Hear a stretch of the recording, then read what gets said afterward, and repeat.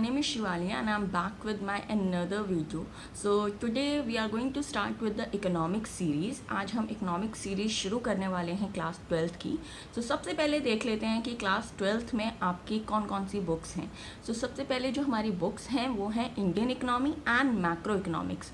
तो आज जो हम शुरू करने वाले हैं वो है मैक्रो इकोनॉमिक्स और इसके अंदर जितने भी न्यूमेरिकल टर्म्स हैं, जितने भी न्यूमेरिकल पोर्शन होंगे वो हम कवर करने वाले हैं. तो सबसे ज़्यादा डिफ़िकल्टी भी स्टूडेंट्स को, काफ़ी सारे स्टूडेंट्स को मैक्रो इकोनॉमिक्स में ही आती है. तो let's start with the first chapter. और हाँ, फर्स्ट चैप्टर बहुत बड़ा चैप्टर नहीं है, बहुत ही छोटा सा है. प्रिसाइज वे में हम इसी वीडियो में ही उसको पूरा कंप्लीट कर लेंगे. तो अगर आप ये सोच रहे हैं कि इसके पार्ट 1 और 2 आएंगे, तो इसका कोई भी पार्ट नहीं आएगा. ऐसा आपका पूरा चैप्टर एक ही वीडियो में कंप्लीट हो जाएगा आज ही. So let's start with the very first chapter, introduction. अब इंट्रोडक्शन में क्या है? इंट्रोडक्शन में है आपका मैक्रो इकोनॉमिक्स के बारे में बताया गया है. अब देख लेते हैं मैक्रो इकोनॉमिक्स में क्या है. अब ये जो वर्ड है, उससे पहले हम इसका मीनिंग समझें, उससे पहले हम देख लेते हैं कि डिराइव कहाँ से हुआ है. तो इट्स अ ग्रीक वर्ड जो क्या होता है, मैक्रोज. ग्रीक वर्ड है जो मैक्रोज है, जिसका मीनिंग क्या होता है, large. Large means economy as an whole. तो यहाँ पे हम जब भी इकोनॉमिक के टर्म्स में मैक्रो को यूज़ करेंगे तो it means we will discuss the large part, large portion. So इनमें क्या हो सकता है मीनिंग, लेट्स सी.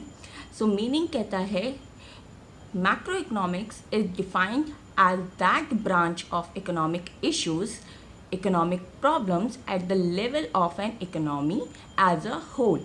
अब मैक्रो इकोनॉमिक्स कौन सी स्टडी है? वो ब्रांच ऑफ इकोनॉमिक्स है, वो स्टडीज़ हैं जिसमें हम बेसिकली किससे डील करते हैं, इकोनॉमिक इश्यूज़.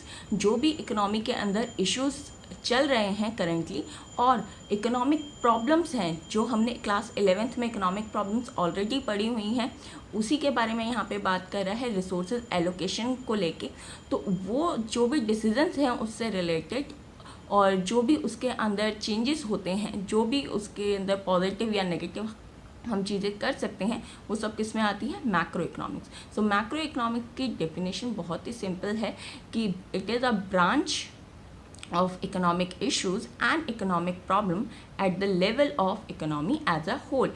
जब भी हम इन सारे issues को एक डिटेल लेवल में देखते हैं, एक लार्ज स्केल पे देखते हैं, तो वो क्या होती है, macro economics. Now let's see the examples. Examples में क्या है, employment level in an economy, then we have problem of price rise in an economy, then demand for all goods and services in an economy.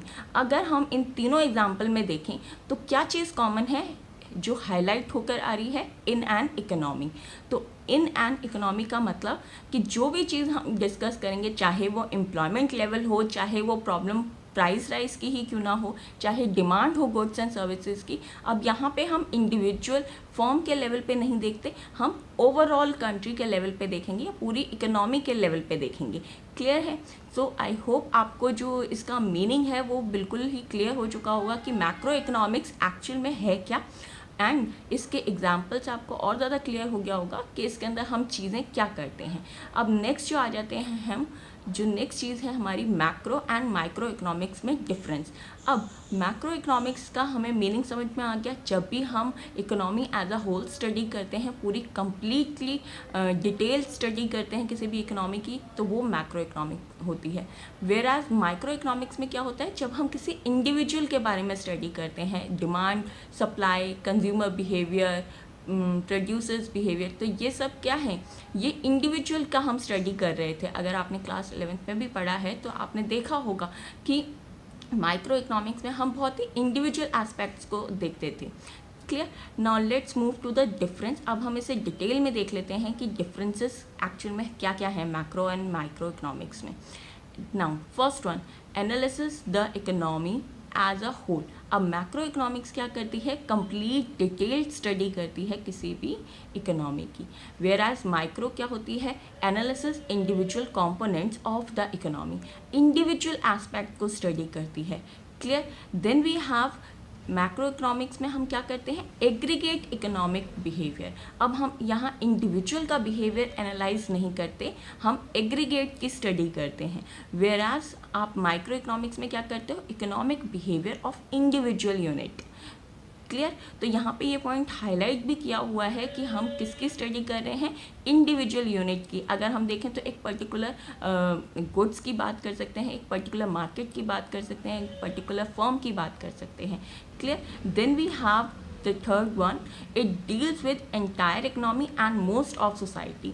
तो ये macro economics किससे deal करती है, entire society से deal करती है और entire economy से डील करती है, एक इंडिविजुअल एस्पेक्ट में नहीं वर्क करती।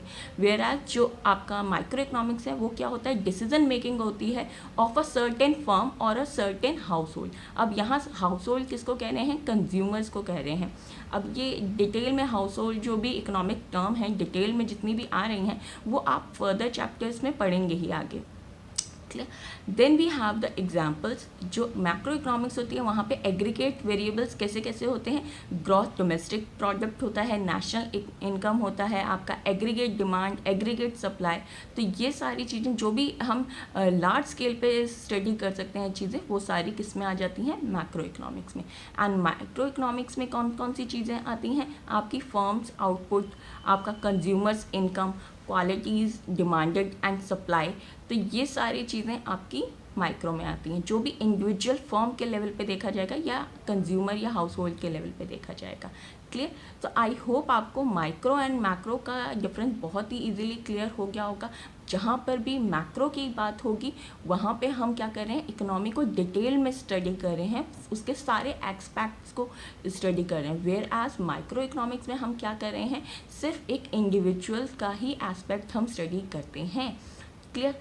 Then we have the scope of macro economics. अब स्कोप ऑफ मैक्रो इकोनॉमिक्स में क्या क्या चीज़ें आ जाती हैं, तो अब इसमें हम जो आंसर फाइंड करेंगे वो क्या होगा, आपका कौन सा क्वेश्चन होगा, व्हाट। अब क्या आप इसमें स्टडी करते हैं वो सारी चीज़ें क्या है, स्कोप में आ जाती हैं। जब भी आप क्या का आंसर ढूंढोगे कि मैक्रो इकोनॉमिक्स क्या है, तो वो क्या हो जाएगा, स्कोप ऑफ मैक्रो इकोनॉमिक्स। अब सबसे पहले देख लेते हैं estimation of national income and related aggregates.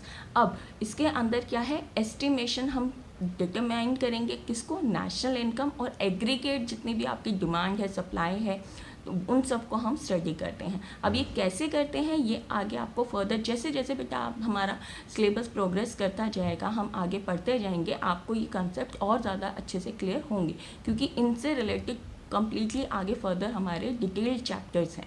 Clear. Then we have theory of employment. Employment का जो भी एस्पेक्ट होगा इकोनॉमी के अंदर, कैसा है कैसा नहीं है, लेवल क्या है एम्प्लॉयमेंट का, वो भी किस में स्टडी किया जाएगा, आपका मैक्रो इकोनॉमिक्स में ही। Then we have theory of money. अब थ्योरी ऑफ मनी, मनी से पहले ही हमारे माइंड में क्या आता है, RBI and regulation of money, supply money की कैसी है, क्रेडिट फैसिलिटीज़ कैसी हैं। तो ये सारी भी स्टडी, उससे रिलेटेड जो भी चीज़ें होंगी वो भी सारी किस में की जाती हैं, मैक्रो इकोनॉमिक्स में ही करी जाती हैं। Then we have theory of general price level. अब प्राइस इंक्रीज कर रहा है या डिक्रीज कर रहा है, इट मीन्स इन्फ्लेशन है या डिफ्लेशन है, तो इसके बारे में भी स्टडी हम किस में करते हैं, मैक्रो इकोनॉमिक्स में ही करते हैं। Then we have role of government. अब ये जब भी हम बात करते हैं मैक्रो इकोनॉमिक्स की, तो यहाँ पे ऑब्वियसली जब हम डिटेल में सारे एस्पेक्ट देख रहे हैं तो ये कोई छोटी बॉडी तो करेगी नहीं, यहाँ पे एक लार्ज इंस्टीट्यूशंस का पार्ट होगा। तो जब लार्ज इंस्टीट्यूशंस इन्वॉल्व होंगे तो कौन इन्वॉल्व होगा, गवर्नमेंट का तो रोल होगा ही होगा। क्लियर। तो यहाँ पे क्या होगा, मैक्रो इकोनॉमिक्स में रोल ऑफ गवर्नमेंट भी होगा, क्योंकि डिसीजन जो भी पॉलिसी मेकिंग होती है वो सब चीज़ें कौन करता है, गवर्नमेंट ही कर लेती है एक इकोनॉमी के अंदर। Clear. Then we have exchange rate and balance of payment. अब बैलेंस ऑफ पेमेंट क्या होता है, ये हम डिटेल में आगे फर्दर इससे रिलेटेड पूरा एक चैप्टर है, तो आप उसमें डिटेल में अच्छे से पढ़ेंगे। एक्सचेंज रेट क्या होता है, करेंसीज किस बेसिस पे एक्सचेंज होती हैं, उनका जो भी एक्सचेंज होगा, बैलेंस ऑफ पेमेंट से रिलेटेड, वो सारी चीज़ें आप डिटेल में अब नेक्स्ट चैप्टर में आगे फर्दर पढ़ेंगे। Then we have significance of macro economics. अब सिग्निफिकेंस से हमारे माइंड में क्या क्वेश्चन आ जाता है, वाई का आंसर हम फाइंड करते हैं कि अब मैक्रो इकोनॉमिक्स को करने की ज़रूरत क्या है, नीड क्या है। तो यहाँ पे जब भी बेटा आपसे कुछ भी इम्पोर्टेंस पूछी जाएगी, जब भी आपसे पॉजिटिव चीज़ें पूछी जाएंगी मैक्रो इकोनॉमिक्स की, तो आप ये सिग्निफिकेंस उसमें लिख सकते हैं। क्लियर नाउ, अब इसके एक एक पॉइंट्स को हम देख लेते हैं। Description of the economy. अब डिस्क्रिप्शन में क्या है, डिटेल हम इकोनॉमी की स्टडी करेंगे, demand, supply, price level, employment level, सब कुछ किसमें, डिस्क्रिप्शन में होगा, डिटेल में होगा। Clear. Then it's provide the road map of growth and development, क्योंकि इसके अंदर रोल किसका है, गवर्नमेंट का है, लार्ज इंस्टीट्यूशंस का है, तो ये क्या होगा, एक तरीके से रोड मैप बनाएगा किसके लिए, ग्रोथ के लिए एंड डेवलपमेंट के लिए। Then we have economic stability. अब इकोनॉमी डाउन हो रही है या फिर इंक्रीज कर रही है, लेकिन हमें क्या करना है, स्टेबल रखना है। और वो स्टेबिलिटी कैसे आ सकती है, जब हम उसको डिटेल में स्टडी करेंगे, और स्टडी किस में करते हैं हम, मैक्रो इकोनॉमिक्स में करते हैं।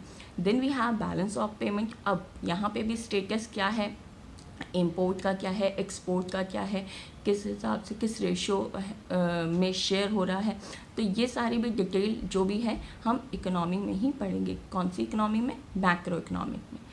Then we have problem of poverty and environmental pollution. अब ये जो बड़े बड़े इश्यूज भी हैं related to an economy, poverty भी एक इशू होता है एंड एनवायरमेंटल पॉल्यूशन भी एक लार्ज इशू है। तो ये भी किसका पार्ट होता है, मैक्रो इकोनॉमिक्स का ही पार्ट होता है। जो भी पॉलिसी बनाई जाएंगी वो भी किस बेसिस पे बनाई जाएंगी, मैक्रो इकोनॉमिक्स के बेसिस पे ही बनाई जाएंगी। Then we have policy formulation. Policy formulation के अंदर क्या होता है बेटा, जितनी भी आपने मैंने बताया, आरबीआई जो मनी से रिलेटेड पॉलिसीज़ बनाएगी, गवर्नमेंट जितनी भी क्रेडिट से रिलेटेड बनाएगी पॉलिसीज़, जितनी भी आपकी डिमांड और सप्लाई को कंट्रोल के लिए बनाएगी, प्राइसिंग पॉलिसीज़ बनाएंगी, तो ये सारी पॉलिसी फॉर्मुलेशन करने में हेल्पफुल कौन होता है, मैक्रो इकोनॉमिक ही होती है। क्लियर। तो आई होप आपको मैक्रो इकोनॉमिक्स का ये पूरा कंसेप्ट समझ में आ गया होगा। Now I will see you in the next class. And अगर आपने ये चैनल सब्सक्राइब नहीं किया है स्टूडेंट, तो डू सब्सक्राइब द चैनल, क्योंकि यहाँ पे अब आपकी रेगुलर क्लासेस होंगी। इट मीन आपको रेगुलर अपडेटेड जितने भी डिटेल्ड सिलेबस होगा वो कंप्लीट किया जाएगा, 1 by 1 all chapters will be finished.